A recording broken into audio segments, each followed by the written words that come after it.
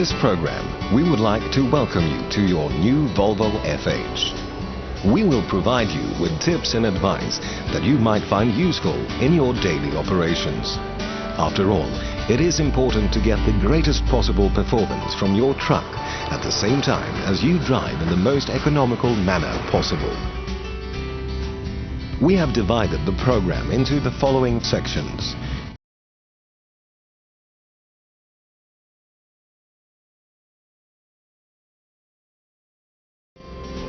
We'll begin by going through the truck's equipment and how it works. Let's take a look at the driver's area. This comfort seat is just one of several alternative seats you can choose between. All the seats offer excellent ride comfort. In the vehicle binder, you can see the various adjustment possibilities for the seat fitted in your truck.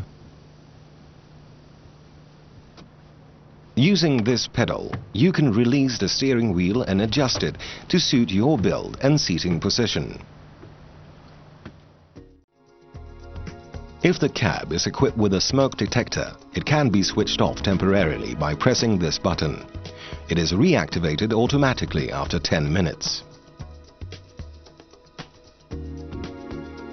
If your truck has this control panel on the door, you can operate the windows from here, as well as the door locks, power door windows and mirror heaters if the truck is so equipped. The indicator stalk on the steering column also serves as the control for switching between high and low beams and for flashing the headlights. Here too is the switch for the cruise control functions and the rocker switch for speed and engine rev adjustment. The windscreen wipers have 2 speeds and an adjustable intermittent wipe setting. The interval can be adjusted from the basic 10 seconds down to 1 second by moving the stalk to the normal setting and then to the intermittent setting.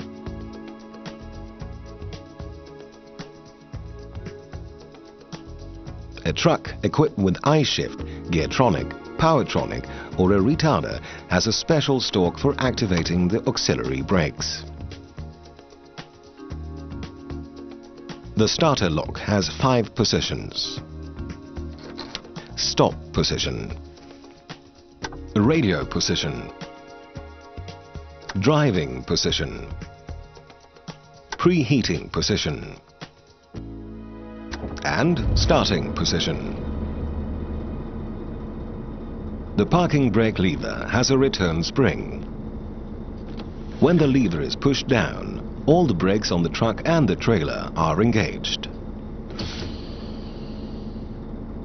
In the lower setting, you can lock the lever in place, which engage only the truck's parking brakes.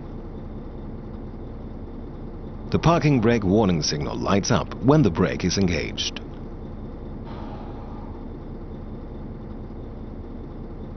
For certain markets, there is a separate trailer brake control. The blocking valve prevents the parking brake from being released unintentionally. When pressure in the system is sufficient and the warning symbols are extinguished, you can release the brake by pressing in the blocking valve.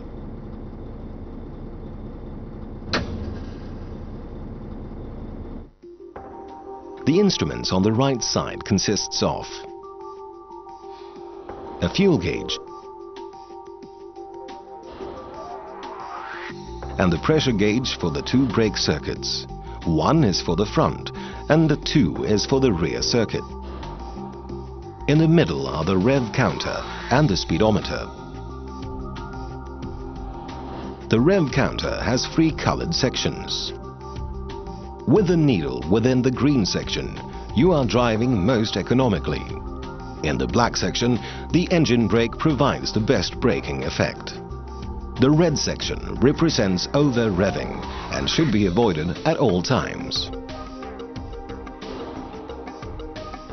The instrument also features a number of warning and information symbols. If the stop central warning symbol lights up at the same time as a buzzer sounds, stop the truck and investigate the cause.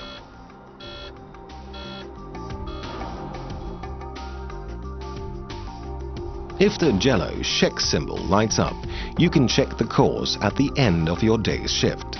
Rectify the cause yourself or contact your Volvo workshop. The I symbol lights up when you have received a message in the display or instrument panel. At the far left is the oil pressure gauge and the coolant temperature gauge. There is also the option of a turbo boost gauge. In the middle is the display unit for the information system. This display allows you to read off and obtain information about the truck's various systems. You can predetermine the information you want to receive while driving. The information in the display also allows the workshop to quickly and simply make a diagnosis of your truck and thus solve any problems that may arise.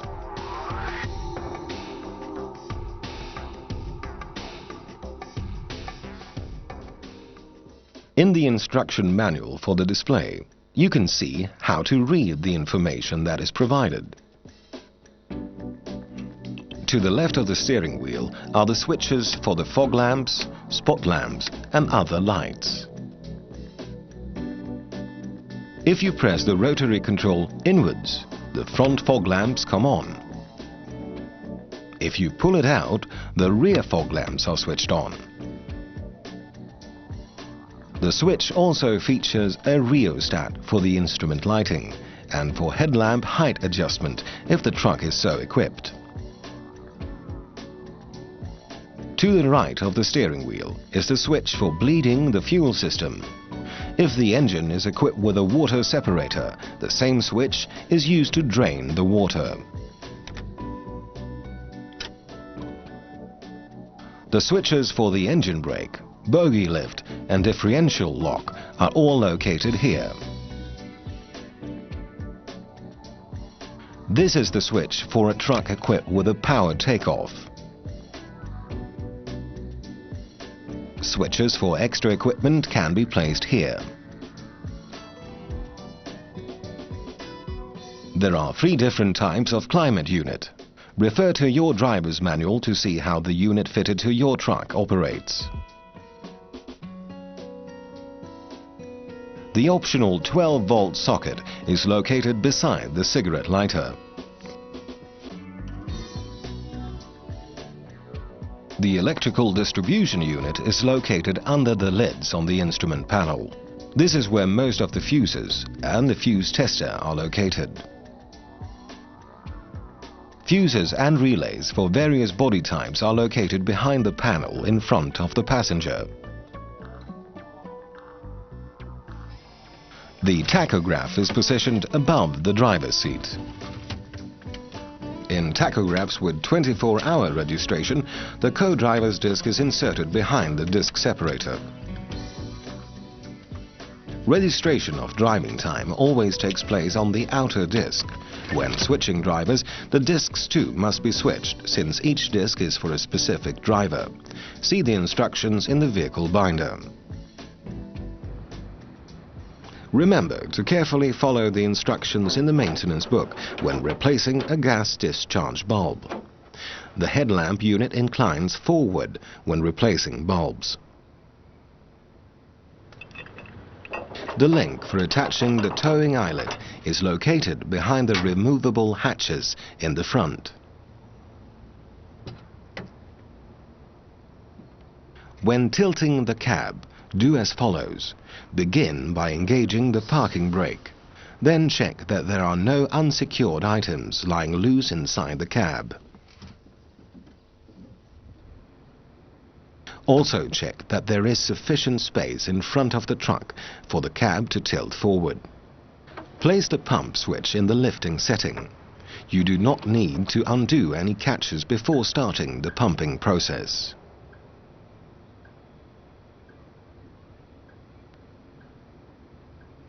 If your truck has an electrical cab tilting pump, turn the starter key to the radio setting and activate the switch on the instrument panel. Then turn the control at the cab corner using the pump rod key section.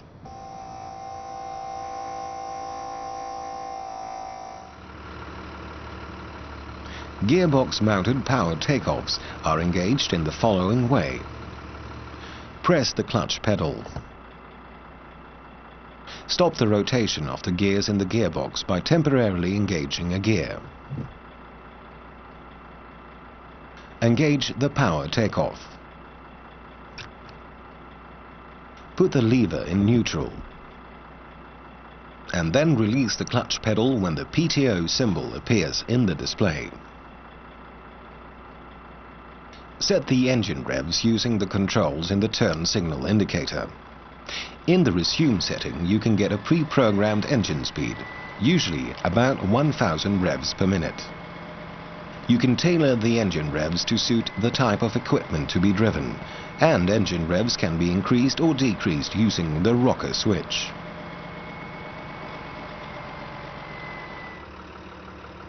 An engine-driven power takeoff can always be engaged irrespective of engine revs. While driving, the power takeoff can be engaged if engine revs are lower than 1200 revs per minute. The rear axle is equipped with a differential lock so that the truck has better grip on loose and slippery surfaces. You should engage the differential lock just before you reach the slippery area and disengage it as soon as you have passed it. Note that you should never engage the differential lock if the wheels are rotating at different speeds. If the wheels have already begun to spin, you must always press the clutch before engaging the differential lock. If your truck is equipped with EBS, and the wheels are rotating at different speeds, the spinning wheel is braked when the switch is activated. If the wheels do not have the same speed within 10 seconds, the automatic wheel synchronizing function stops functioning. The differential locks is re-engaged only when the wheels are once again synchronized. Here we see the sequence in which the various differential locks are engaged in a 6x4 truck.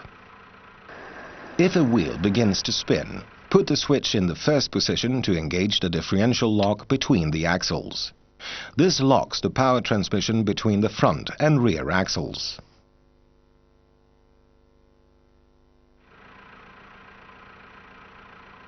If the wheels spin on both the front and the rear axles, engage the differential locks for each respective axle as the second step.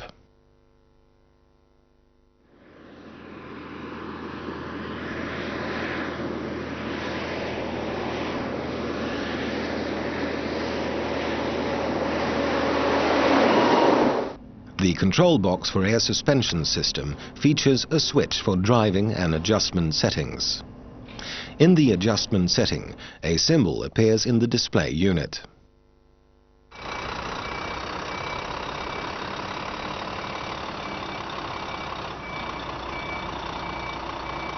The control box has a memory function that allows you to store several height settings.